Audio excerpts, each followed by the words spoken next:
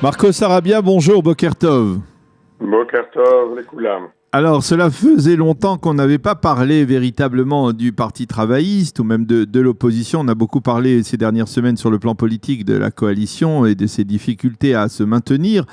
Mais depuis 2 jours, on a aussi l'impression que l'opposition, qui aurait dû être rassemblée, unie pour faire face justement à cette coalition, eh bien, cette opposition, eh bien, elle semble elle aussi s'effriter, presque autant que la coalition gouvernementale.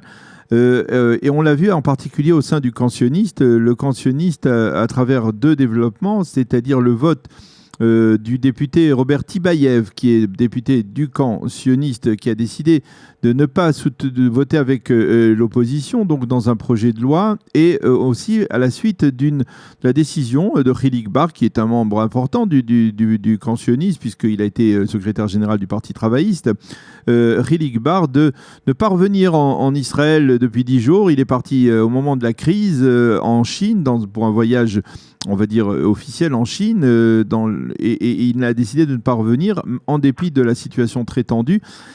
Alors tout cela a suscité quelques remous dans la coalition, en particulier au sein du camp sioniste, et cela a posé à nouveau la question de savoir est-ce que le président du parti, le président du camp sioniste, Avi Gabay, était véritablement capable de maîtriser ses troupes et d'une certaine manière de s'imposer comme le leader de ce parti, en particulier en perspective d'élections qui devraient intervenir, on va dire, dans les prochains mois. Alors, comment expliquez-vous tous ces développements ? Bon, alors d'abord, il faut replacer le contexte. Je vois que la coalition gouvernementale de droite de M. Netanyahou a repoussé les 3 propositions de l'opposition, et celle pour le mariage civil, celle pour les transports publics le Shabbat et celle pour l'augmentation de l'allocation de vieillesse.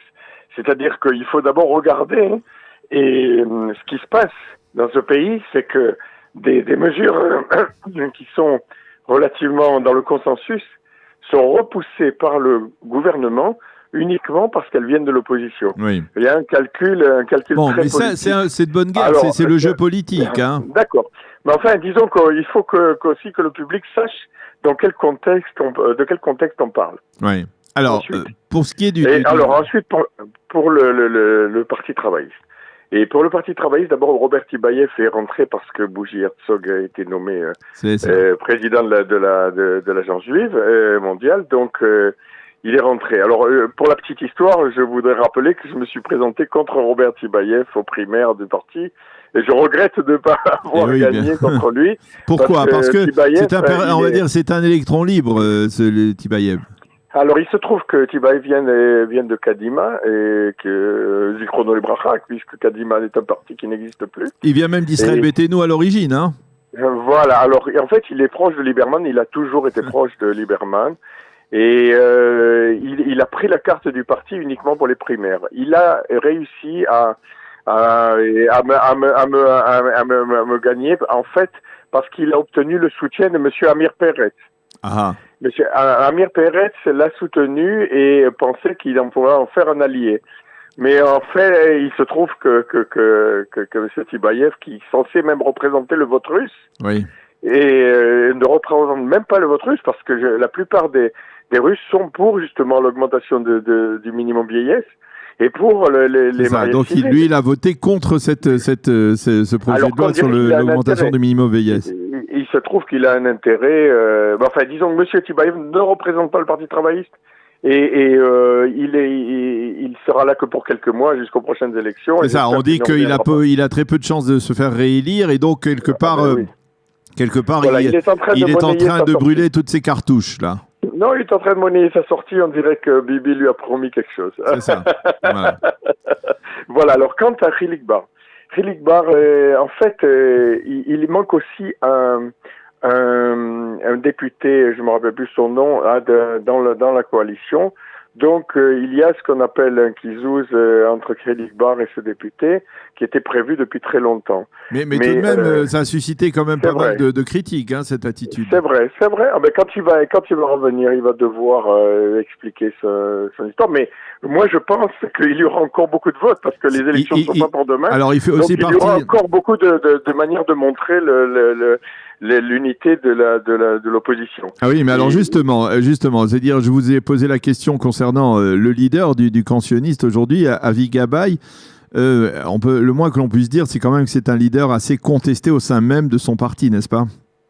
Et il est contesté effectivement, et ça ne veut pas dire qu'il n'est pas digne de remplir la fonction de Premier ministre. Et c'est un homme qui vient évidemment du monde des affaires, comme tout le monde le sait.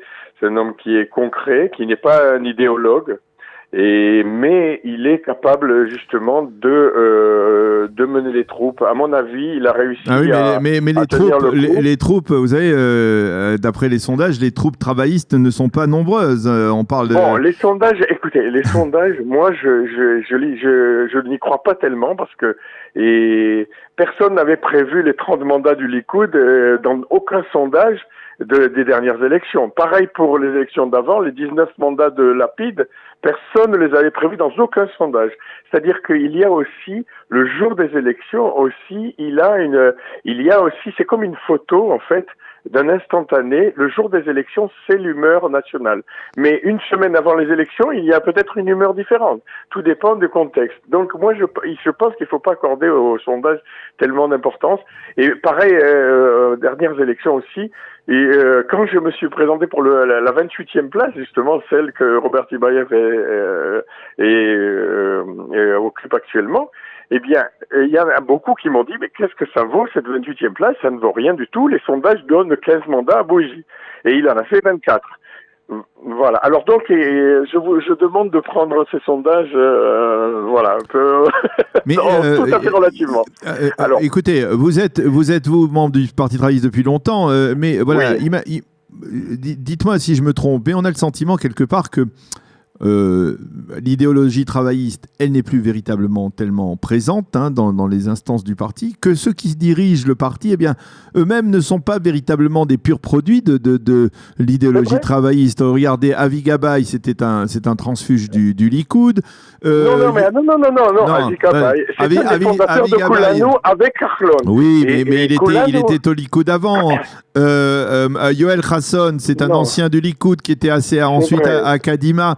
C'est-à-dire que, même Tzipi Livni, qui est la chef de l'opposition, qui est dans le camp sioniste, elle n'est pas membre du Parti travailliste. Donc on dirait aujourd'hui, regardez, aux fonctions les plus importantes... Des députés de Tzipi Livni. Yoel Khasson, c'est un député de Tzipi Livni. Oui, mais c'est ce que je dis. Il y a des verrouillages dans la liste du parti, de l'Union sioniste. Il y a 24 places, donc 24 mandats. Pour l'instant, oui. Et parmi eux, il y a 6 de Tzipi Livni.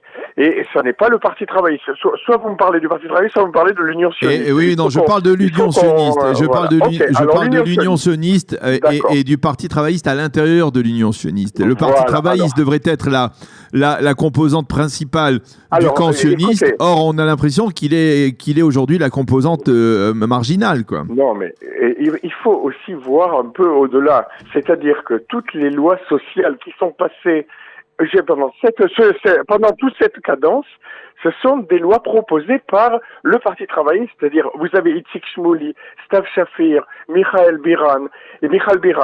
Ce sont des députés et Omer Barlev qui font de jour comme de nuit du travail pour l'amélioration des conditions sociales du pays. Et le pays a besoin de ça. Et ces lois parfois ont été rejetées par le gouvernement uniquement parce qu'elles viennent de nous. Mais ça ne veut pas dire qu'elles sont pas bonnes. Mais il y a beaucoup de lois sociales qui sont passées grâce à, par exemple, Itzik Shmouli, qui est vraiment quelqu'un qui a dans le sang la social-démocratie, l'égalité sociale, la justice sociale. Et je pense qu'on n'arrête pas de travailler, mais ce sont des lois qui ne font pas des titres des journaux. Ce sont des lois, par exemple, pour protéger le niveau de retraite des gens. Ça n'est pas quelque chose de sensationnel, donc ça ne fait pas le titre des journaux, mais pourtant ces lois ont passé. Une dernière question. On approche apparemment d'élections, d'élections anticipées. Comment vous parliez des sondages, vous dites qu'il ne faut pas trop leur faire confiance, mais tout de même, comment faire pour que, à l'issue des élections, Okay. eh bien, le camp sioniste puisse être une sorte d'alternative possible au pouvoir actuel? Voilà ce qui va se passer. Et il va y avoir des accords entre différentes forces du camp social-démocrate. Il y aura, d'abord vous avez entendu parler donc évidemment de Orly Levy qui veut monter un parti, Adina Bar-Shalom qui veut monter un autre parti, et Gantz qui, on dirait, aussi va monter un parti à lui. Et tous ces partis-là vont s'unir pour faire une force d'alternance, justement, pour une force d'alternance social-démocrate, pour la justice sociale et pour la recherche de la paix. Et c'est ce parti-là qui va monter. Je ne sais pas qui sera à sa tête. Il peut être Gantz, peut-être Gabay, je ne sais pas. Mais en tout cas, ça sera vraiment l'alternance. Ça sera vraiment l'alternance. C'est-à-dire que il y aura une force éclairée qui veut justement améliorer les choses dans ce pays et un peu apaiser ce pays, parce que c'est un pays tourmenté. C'est un pays où on voit que le gouvernement se maintient uniquement par la tension, par la peur de l'ennemi, par la tension sociale. Et nous, on veut apporter un apaisement. Et je pense qu'on est tous d'accord, toutes ces tendances que je vous ai citées s'accordent sur ce programme de base. Ensuite, évidemment, il y aura des nuances. Mais en tout cas, tous les anciens chefs d'état-major vont se réunir et ils ne soutiendront pas Bibi, je peux vous le dire.